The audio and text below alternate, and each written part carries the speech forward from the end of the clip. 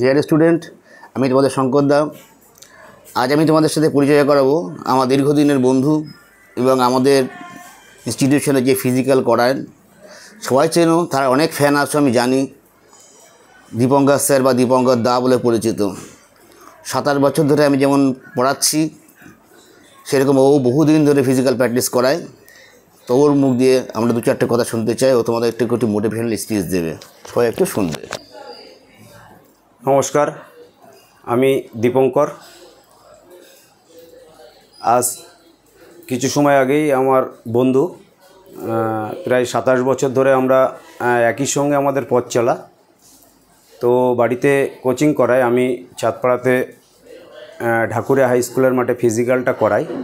বিভিন্ন জায়গার থেকে ছেলেমেয়েরা সবাই রান করতে যায়। তো আজ প্রায় 27 বছর ধরে এই কাজটা করছি। তো ফিজিক্যাল ব্যাপারেও 2-1টা কথা বলার জন্য আমাকে বললো। তো আমি ফিজিক্যাল ব্যাপারে মুখে তো এইভাবে ফিজিক্যালের ব্যাপারটা বলা যায় না পুরোপুরি, এটা করতে হয়, মাঠে না করলে বোঝা যায় না। তবুও 2-1টা কথা বলছি, বিশেষ করে সংক্ষেপের মধ্যেই বলার চেষ্টা করছি। এই যে সামনে এতগুলো র্যালি আসছে, যেমন এসএসসি, 8 বাহিনী, army, Agniveer, Bengal police, RPF, Kolkata police, Bengal police, অনেকগুলো র্যালি দিয়েছে। এবার বুঝতেই পারছো সবাই যে বর্তমানে চাকরি পেতে গেলে কি করা উচিত, কি করলে তোমার চাকরিটা হবে। যে সমস্ত চাকরিতে রান আছে, সেক্ষেত্রে সেই চাকরিগুলো পাওয়ার জন্যে রান, পড়াশোনা দুটোই করতে হবে সঠিকভাবে। এখানে কিন্তু একটু ঢিল দিলেই কি পড়াশোনায় যদি তুমি কম করো হবে না, রান কম করলেও হবে না, দুটোতেই তোমার ভালোভাবেই করতে হবে। রানটা বিশেষ করে বলতে গেলে মানে এই যে যত ছেলে মেয়ে এখন রান করতে যায়, এই যে আমার কাছে এত ছেলে মেয়ে আসে রান করতে, এরা কিন্তু ছোটোবেলা থেকে সেভাবে খেলাধুলা করেনি। স্কুলে পড়াশোনা করেছে, স্কুলে যখন স্পোর্টস হতো তখন হয়তো অল্প কিছু ছেলে মেয়ে তারা খেলায় অংশগ্রহণ করতো, বাকি হয়তো দর্শক হিসেবেই কাটিয়েছে। আর সেই যে ছেলে মেয়েগুলো সে সময় খেলাধুলা করেনি, এখন কিন্তু বাধ্য হয়ে তাদের দৌড়াতে হচ্ছে, পেটের জ্বালায় দৌড়াতে হচ্ছে। কিছু করার নেই, চাকরির তো দরকার। আর এই বেঙ্গল পুলিশ, কলকাতা পুলিশ, এই সমস্ত যে চাকরিগুলো, আরপিএফ, মানে সমস্ত চাকরিতেই মোটামুটি পড়াশোনাটা অবশ্যই লাগবে। পড়াশোনাটাই কম হলে তো চাকরি হবে না, একদম শিওর। মানে কি বলবো যে একদমই হবে না পড়াশোনায় কমা থাকলে। সেই সঙ্গে রানটাও যদি কমা হয় তাহলেও হবে না, দুটোতেই তোমাকে 100-100-200 করতেই হবে, তা নাহলে কিন্তু চাকরি হবে না।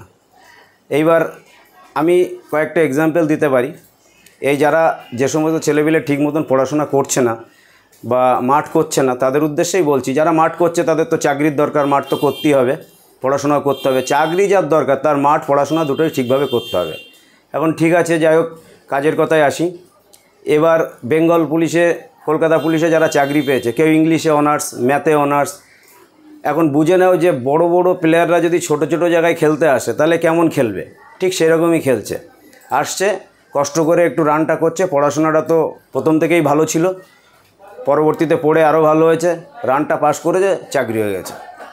তাই বলছি যে এগুলো মুখে ফিজিক্যাল কীভাবে বুঝাবো জানি না, তবু যতটা পারলাম বললাম। অন্তত প্র্যাকটিসটা কন্টিনিউ করতে হবে, প্র্যাকটিসটা সেই লেভেলের প্র্যাকটিস করতে হবে যে প্র্যাকটিসটা করলে তোমার চাকরি হবে। দৌড় তো অনেক রকমের হয়, বাচ্চারাও দৌড়ায়, বৃদ্ধ মানুষরাও দৌড়ায়, কখনো কখনো দৌড়ায় বৃদ্ধ মানুষরা, অনেকেই লক্ষ্য করেছেন। যারা বৃদ্ধ মানুষরা কখন দৌড়ায়, যে ট্রেনটা ধরতে হবে, অল্প একটু রাস্তা, ট্রেনটা ঢুকে গেছে, তখনও দৌড়াতে হয় ওই ট্রেনটা ধরার জন্যে। আবার বাচ্চারাও দৌড়ায়। চাকরি পাওয়ার জন্য যে দৌড়, সেই দৌড় যত সময় তোমার পায়ে না আসবে তত সময় চাকরির সঙ্গে তোমার দেখা হবে না।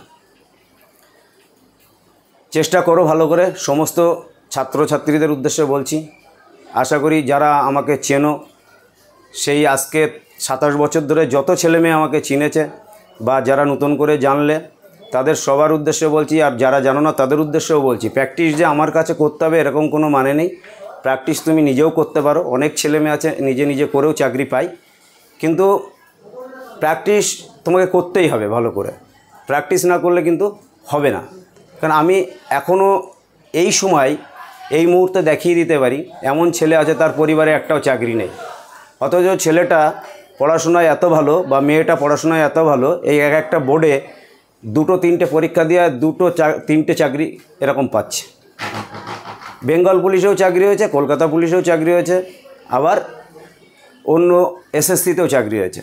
একটা ক্যান্ডিডেট 3টে-4টে করে চাকরি পাচ্ছে। আবার এমনও ক্যান্ডিডেট আছে যে আজ 5 বছর, 4 বছর, 3 বছর এইভাবে বছরের পর বছর চেষ্টা করছে, একটা চাকরিও পাচ্ছে না। কারণ ও তো সেইভাবে পরিশ্রম করছে না, সেইভাবে মাঠ করে না, সেইভাবে পড়াশোনা করে না।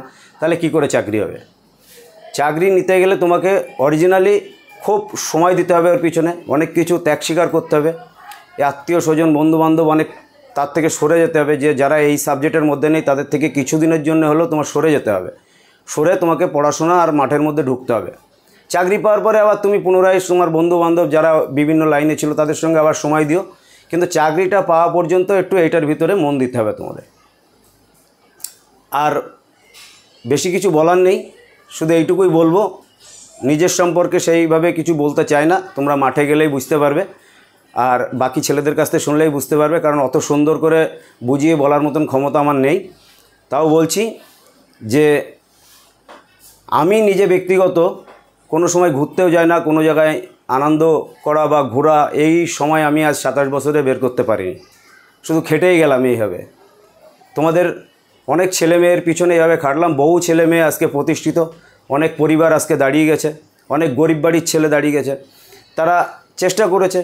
গরিব মধ্যবিত্ত ধনী ব্যাপার না, ব্যাপারটা হচ্ছে যে যে চেষ্টা করবে তার হবেই।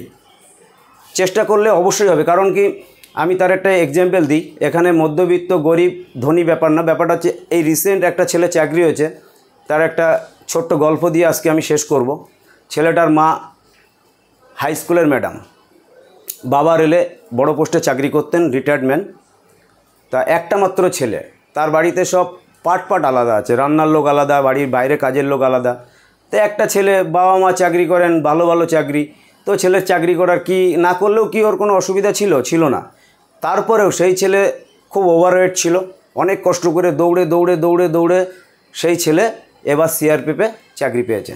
তাহলে এবার বলো, ওর বাড়ির কন্ডিশন এতটাই ভালো, তারপরেও সে চাকরির জন্য এতটা কষ্ট করলো কেন? কারণ সমস্ত ছেলে মেয়ে বর্তমানে চায় নিজের পায়ে দাঁড়াতে। তো এই এক্সাম্পলটার থেকে যদি তোমরা বুঝতে পারো, তাহলে আশা করি আমার আর পরবর্তী স্টেপে কিছু বলার নেই। তোমরা আশা করি আমার কথা সবাই একটু মেনে চলার চেষ্টা করবে। যারা আমাকে চেনো জানো তাদের উদ্দেশ্যে বলছি, আর যারা চেনো না জানো না তাদেরকেও জানালাম। তোমাদের ভালো লাগলে তোমরা শঙ্করের এই কোচিংয়ে এসে ভর্তি হও। আর যার ভালো লাগবে সে আমার কাছে মাঠে রান করতে যেও, চাঁদপাড়াতে ঢাকুরিয়া হাই স্কুলের মাঠে। কারণ কি, ভালো রেজাল্ট হলে ছেলে সেখানে যাবেই, অবশ্যই যাবে, 100% যাবে। কারণ এই পর্যন্ত, এখনও পর্যন্ত ফিজিক্যালের রেজাল্ট আমার কোনো দিন খারাপ হয়নি, ঠাকুরের কৃপায়, তোমাদের মা বাবার আশীর্বাদে। আর এই মসলন্দপুর শঙ্করের কোচিংয়েও রেজাল্ট এখনও পর্যন্ত গোটা ওয়েস্ট বেঙ্গলের মধ্যে সবথেকে ভালো রেজাল্ট পরীক্ষায়। প্রত্যেক বোর্ডে সবথেকে বেশি চাকরি ওর হয়। আমার ওখানেও প্রত্যেক বোর্ডে মানে প্রচুর পরিমাণে ছেলে রানে পাস করে এবং অনেকে চাকরিও পায়। ভালো লাগে, রেজাল্ট একটা বেরোনোর পরে ভালো লাগে। অনেক বাড়ির ছেলে মেয়ে চাকরি পায়, তারা আসে আনন্দ করে সবাই মাঠে দেখা করতে, ভালোই লাগে, খুব ভালো লাগে। আর আমি এইটাই করে ইচ্ছা আছে জীবনে, যদি তোমাদের মা বাবার আশীর্বাদে আমি এই কাজটা করেই আমার জীবনের শেষ করতে চাই। মানে আমার জীবনের শেষ দিন পর্যন্ত আমি চেষ্টা করব এই কাজটা করার, সুস্থভাবে। যদি তোমাদের সবার আশীর্বাদ, ভালোবাসা, মা বাবার আশীর্বাদ, ভালোবাসা আমার মাথায় একটু দেওয়া থাকে যদি, তো আর কিছু বলার নেই। সবাই ভালো থেকো, সুস্থ থেকো এবং প্রত্যেকটা ছেলে জান দিয়ে লড়ো, চেষ্টা করো চাকরির জন্য। কারণ চাকরি পেতেই হবে। চাকরি না পেলে এই গরিব পরিবার, মধ্যবিত্ত পরিবারের পক্ষে খুবই কষ্টকর প্রতিষ্ঠিত হওয়া। তো সবাই ভালো থেকো, সুস্থ থেকো। আর যদি কোনো ভুল ত্রুটি হয়ে থাকে তাহলে আমার তরফ থেকে ক্ষমা করে দিও তোমরা। ভালো থেকো।